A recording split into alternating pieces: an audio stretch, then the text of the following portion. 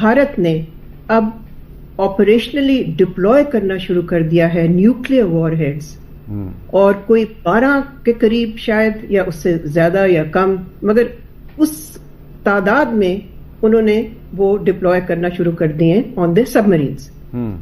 और ये इंफॉर्मेशन आई है सिप्री से, फ्रॉम स्वीडन। और उसके मुताबिक अगर ये होता है तो जाहिर है this is a reversal of India's policy, nuclear policy. India और पाकिस्तान ने दोनों न्यूक्लियर वेपन स्टेट्स हैं, मगर दोनों ने हमेशा वॉरहेड्स और मिसाइल्स जो हैं वो सेपरेट रखें, अनमेटेड रखें। अगर भारत मेट करके उनको फिर इस्तेमाल करने के लिए डिप्लॉयमेंट की तरफ चला गया है 12 न्यूक्लियर वॉरहेड्स, तो ये बहुत ही, मैं समझती हूँ कि एक सिग्निफिकेंट थ्रेट है फॉर पाकिस्तान। बिकॉज लगता फिर ये है कि वो किसी किस्म की, एक तो डिटेरेंस पॉलिसी जो है उसको फॉर्मली तो नहीं तब्दील कर रहे हैं मगर ऑपरेशनली तब्दील कर रहे हैं। और पाकिस्तान के लिए फिर जाहिर है जो थ्रेट स्पेक्ट्रम है वो बिल्कुल तब्दील हो जाता है। Because Pakistan continues to believe in recessed deterrence, यानी कि ताकि एक क्राइसिस में एक लॉन्ग फ्यूज हो, शॉर्ट फ्यूज ना हो। India is shortening the fuse. अब भारत जो है उसने 12 न्यूक्लियर वॉर हेड्स जो हैं वो डिप्लॉय की हैं। 12 nuclear war heads, SIPRI, Stockholm International Peace Research Institute, उसकी ये रिपोर्ट, ये मैं नहीं कह रहा। और इट मींस के ये जो 12 न्यूक्लियर वॉर हेड्स इंस्टॉल किए हैं, व्हाट डज दिस मीन? इसका क्या मतलब है पायन? इसका मतलब है दे आर इंटरेस्टेड कि वो पाकिस्तान पे कोई हमला करने जा रहे हैं या प्लान रखते हैं। पाकिस्तान और भारत की जंग होनी है। ये नरेंद्र मोदी साहब की जो ख्वाहिश है ना, ये पूरी हो जानी है, मुझे नजर आ रहा है। देखें, मैं आपको थोड़ा सा इस पे बताता हूँ। जो अमूमन, ये जरा समझिएगा, वॉर, न्यूक्लियर वॉर हेड क्या होता है। न्यूक्लियर जो वॉर हेड है ये एक बेसिकली एक्सप्लोसिव पेलोड होता है एक न्यूक्लियर वेपन का, जो कि डिजाइन होता है, डेटोनेट होता है एक बड़ी डिस्ट्रक्टर पावर के साथ, जिसमें न्यूक्लियर रिएक्शंस इन्वॉल्व होते हैं। अब ये जो न्यूक्लियर एक्सप्लोसिव डिवाइस है, जो इसकी जो कोर है, जो एनर्जी रिलीज करती है थ्रू विशन, ठीक है जी, जिसमें एटम्स स्प्लिट होते हैं, ठीक है जी। और अब ये एक बहुत बड़ा फायरिंग सिस्टम है जिसमें इलेक्ट्रॉनिक्स एंड मैकेनिक्स एंड इसको हैंडल करना, इसका ऑल्टीट्यूड, राइट टाइम, हर चीज बड़ी इंपॉर्टेंट कर, बड़ी साइंटिफिक सी चीज है, को मजाक नहीं है, ठीक है जी। इसकी जो केसिंग होती है, जो इसका पैकेज है, इसका जो प्रोटेक्टिव स्ट्रक्चर है, रेडिएशन रिफ्लेक्टर्स हैं, ये सारी चीजें बड़ी इंपॉर्टेंट। इंडिया ने कहा था कि हम अपनी न्यूक्लियर अगला हमला पाकिस्तान पे करेंगे ऑन, क्या उसे बोलते हैं यार, अगला हमला हम करेंगे किसके ऊपर, जो है नेवी के जरिए करें। अब न्यूक्लियर वॉर हेड्स बहुत सारे होते हैं, कोई 1500 किलो टन का होता है, कोई 100 किलो टन का होता है, कोई हजारों किलो टन का होता है, कुछ छोटा भी होता है जो टेक्निकल लो यील्ड कहीं होते हैं, 10 से 50 किलो टन के होते हैं, छोटी मोटी बैटल फील्ड यूज के लिए। मतलब लेट्स से अगर छोटा मोटा, उसकी कोई बड़ी बहुत वो नहीं है, ठीक है जी।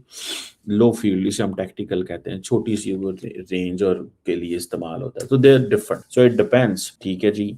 जो 100 किलो टन है वो ज्यादा मॉडर्न है, स्ट्रेटेजिक वॉर हेड है।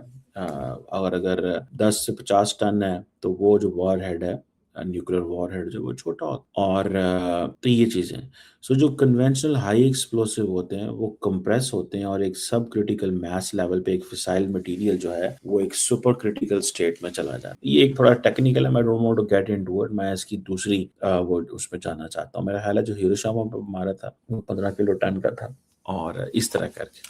और इसके अब डिलीवरी सिस्टम होते हैं। तो अब जरा ये ज़हन में रखें, just to make you understand, कि जो न्यूक्लियर वॉर हेड है ये किस पे जाता है, इसके डिलीवरी सिस्टम्स होते हैं। ये आईसीबीएम पे भी जा सकता है, ये क्रूज मिसाइल पे भी जा सकता है, ये ग्रेविटी बॉम्ब में, आर्टिलरी शेल्स पे भी। ये आर्टिलरी शेल वाली जो टैक्टिक है ये पुरानी हुआ करती थी, लेकिन अब नहीं है ये, just to let you know. ये जो स्ट्रैटेजी है ये पुरानी हुआ करती थी, अब ये नहीं है, ठीक है जी। तो इस चीज को भी थोड़ा सा स्टडी करने की जरूरत है कि जो चीजें हैं वो थोड़ा सा they are in a different stage में। अच्छा, मैं जब इसको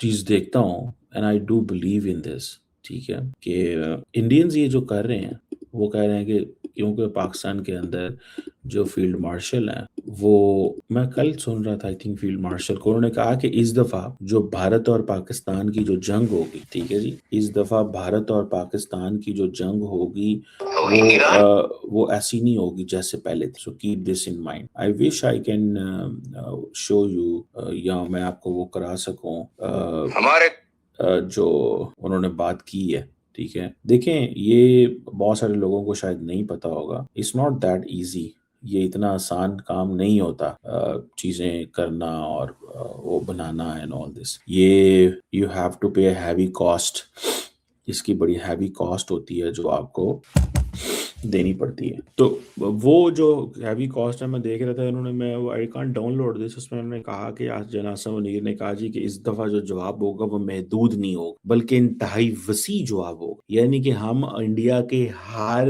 इलाके के ऊपर हमला करें। ये जो इंडिया के साउथ के इलाके ना, जंग वहां जाएगी, इस दफा नॉर्थ में नहीं रहेगी, और उसके जो दूरस और खतरनाक होगा और दूरस होगा और तकलीफ दे होगा इंडिया के लिए, ये जहां से। तो ऑब्वियसली देखें, ये चीजें तो हैं, पाकिस्तान ने ये तो नहीं, आप देखें अगर पाकिस्तान इंडिया को मारता है तो इंडिया भी तो जारी बात है इसमें वो कहेगा ना, मारेगा और कहेगा जनाब वसी भी तो फिर डेंजरस। लेकिन आप इस चीज से तो नहीं फिर घबराते कि जी उन्होंने भी मारना है, आपने तो लड़ना है। तो ये एक चीज तो है। अब ये बेसिकली जो इसकी रिपोर्ट का जो अगर मैं पोस्टमार्टम करूं तो ये एक शिफ्ट आई है, एक इंडिया की, वो जिसे कहते हैं ना डीमेटेड पोस्चर, ठीक है जी। ये भी देखें जो लोग वो जिसे कहते हैं ना, एक जो जो इन चीजों को समझते हैं, ठीक है जी, ये एक इंडिया के अंदर भी एक शिफ्ट आई है, ठीक है। और ये वो जिसे कहते हैं ना, उनके अंदर वो एक होती है, ये न्यूक्लियर के हवाले से ये है। और इंडियन जो स्ट्रेटेजिक कम्युनिटी है वो इंडियन गवर्नमेंट को अब एडवाइस कर क्या होना। अब ये जो बात वो कर रहे हैं कि डीमेटेड पोस्चर है, ये डीमेटेड पोस्चर क्या होता है, ठीक है जी, इस पे थोड़ी डिस्कशन कर लेते हैं कि डीमेटेड पोस्चर जो है, ये एक न्यूक्लियर वेपन ऑपरेशनल स्टेट में आप आ जाते हैं जिसमें nuclear warheads are stored separately from the delivery system, ठीक है जी। सो वॉरहेड अटैच नहीं होते। इस दफा क्या है, इस दफा आपके वॉरहेड अटैच कर दिए उन्होंने। सो डीमेटेड शिफ्ट है। India maintain a demated nuclear posture जहां पे warheads and delivery systems were separated. अब ये जो है ताकि कहीं पे एक्सीडेंटल लॉन्च ना हो जाए। ये जो 12 डिप्लॉयड वॉरहेड्स हैं इंडिकेट अ शिफ्ट, जिसमें वो कह रहे हैं कि ये जो डिफरेंट किस्म की उनकी हैं Arhant class nuclear powered ballistic missile submarine जो हैं उनमें। अब जारी बात है पाकिस्तान तो इसमें आपको पता है पाकिस्तान इंडिया की पॉलिसी क्या है, नो फर्स्ट यूज, जो कि ड्रामा है। ये आप कैसे कह सकते हैं कि ये नो फर्स्ट यूज है, कोई पता नहीं, लो ये फर्स्ट यूज कर देना, ठीक। किसी ने को पूछना है इंडिया से, और कौन सा रूल्स होते हैं, कौन से वैल्यूज होती हैं, कौन सी गल्ला होती हैं जिसके ऊपर आप कह सकते हैं कि पाइन है ते लॉ असी ते डीमेटेड है। डीमेटेड कोई शय नहीं होती,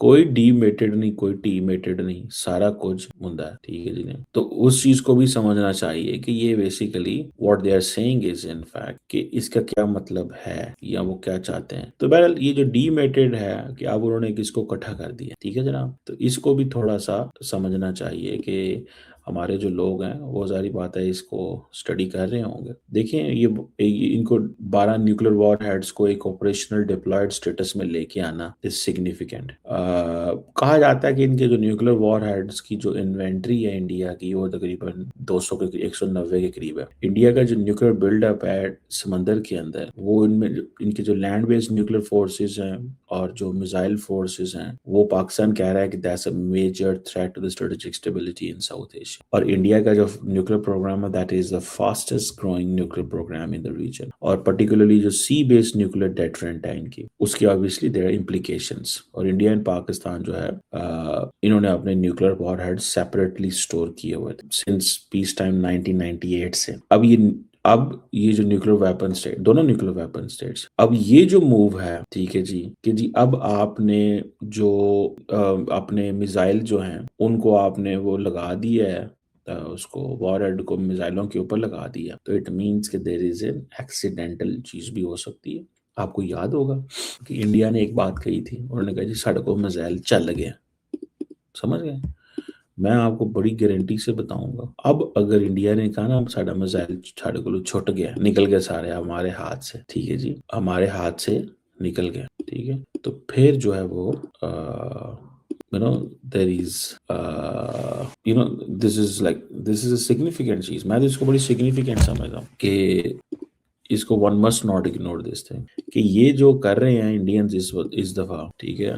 हमारा फॉरेन ऑफिस जो अब अच्छा मैं एक बात बताऊं, पाकिस्तानी भी लगे होंगे, लेकिन ऑब्वियसली पाकिस्तानी शोर नहीं डालते, खामोशी से अपना काम करते रहते हैं। उसकी वजह क्या, हम क्यों शोर नहीं डालते, ठीक है, हम क्यों बातें नहीं बताते? उसकी वजह ये है कि हमारे केस के अंदर जो इंटरनेशनल कम्युनिटी अलर्ट हो जाती, क्यों अलर्ट हो जाती है? लो जी ये मुल्क के जिदा जी है, देखो जी हमारा और उन्हें इंडिया तो जो मर्जी करे, इंडिया को तो 7 खून माफ है। वो तो उनका तो न्यूक्लियर जो यूरेनियम है वो सड़कों मार्केटों में मिलता रहे, वो कहता कोई मसला नहीं है, वो खैर है, वो इंडिया है साड़ा यार है।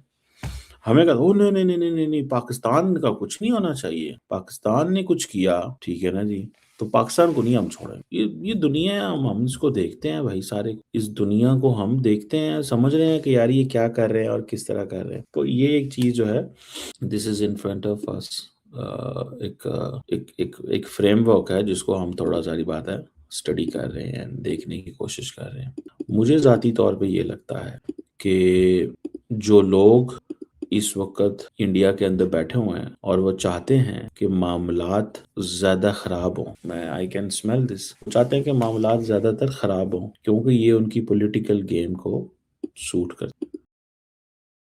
पाकिस्तान में मचा परमाणु हलचल। भारत की पनडुब्बियों को लेकर पूर्व पाकिस्तानी राजदूत मलीहा लोधी ने ऐसा दावा किया है जिसने पाकिस्तान के रणनीतिक हलकों में नई बहस छेड़ दी है। आखिर ऐसा क्या कहा गया है, आइए जानते हैं। पाकिस्तान की पूर्व राजनयिक और संयुक्त राष्ट्र में रह चुकी पूर्व राजदूत मलीहा लोधी ने जियो न्यूज के कार्यक्रम में दावा किया है कि भारत अपनी परमाणु क्षमता को समुद्र के भीतर और ज्यादा मजबूत बना रहा है। उनके मुताबिक विश्वसनीय रिपोर्टों के आधार पर भारत ने अपनी कुछ परमाणु पनडुब्बियों पर न्यूक्लियर वॉरहेड ऑपरेशनल रूप से तैनात करने की दिशा में कदम बढ़ा दिए हैं। मलीहा लोधी ने सिप्री की एक रिपोर्ट का हवाला देते हुए कहा कि करीब 12 परमाणु वॉरहेड समुद्र आधारित तैनाती से जुड़े बताए जा रहे हैं। उनका कहना है कि यदि ये दावा सही है तो ये पाकिस्तान के लिए उभरती हुई एक बड़ी रणनीतिक चुनौती होगी। लोधी का तर्क है कि अब तक दक्षिण एशिया में ये माना जाता रहा है कि भारत और पाकिस्तान अपने परमाणु वॉरहेड और डिलीवरी सिस्टम को सामान्य परिस्थितियों में अलग अलग रखते हैं, लेकिन अगर भारत समुद्र में तैनात पनडुब्बियों पर पहले से सुसज्जित परमाणु हथियारों के साथ गश्त बढ़ा रहा है तो इससे क्षेत्रीय सुरक्षा समीकरण बदल सकते हैं। हालांकि यहाँ एक बात समझना भी जरूरी है, भारत लंबे समय से विश्वसनीय न्यूनतम प्रतिरोधक क्षमता, क्रेडिबल मिनिमम डिटेरेंस और नो फर्स्ट यूज जैसी घोषित परमाणु नीति की बात करता रहा है। साथ ही भारत की परमाणु पनडुब्बियां देश की सेकंड स्ट्राइक क्षमता का महत्वपूर्ण हिस्सा मानी जाती हैं, जिसका उद्देश्य किसी भी परमाणु हमले की स्थिति में जवाबी क्षमता बनाए रखना है। यानी पाकिस्तान की ओर से इसे बढ़ते खतरे के रूप में देखा जा रहा है, जबकि भारत की आधिकारिक रणनीति इसे अपनी प्रतिरोधक क्षमता और सुरक्षा ढांचे का हिस्सा मानती है। इसीलिए मलीहा लोधी के बयान ने पाकिस्तान में नई चर्चा जरूर छेड़ दी है, लेकिन इन दावों पर भारत की ओर से कोई आधिकारिक प्रतिक्रिया सामने नहीं आई है। अब सवाल ये है कि क्या दक्षिण एशिया में परमाणु संतुलन का नया दौर शुरू हो रहा है या फिर ये सिर्फ पाकिस्तान की रणनीतिक चिंता का एक और उदाहरण है? अपनी राय हमें कमेंट में जरूर बताइए।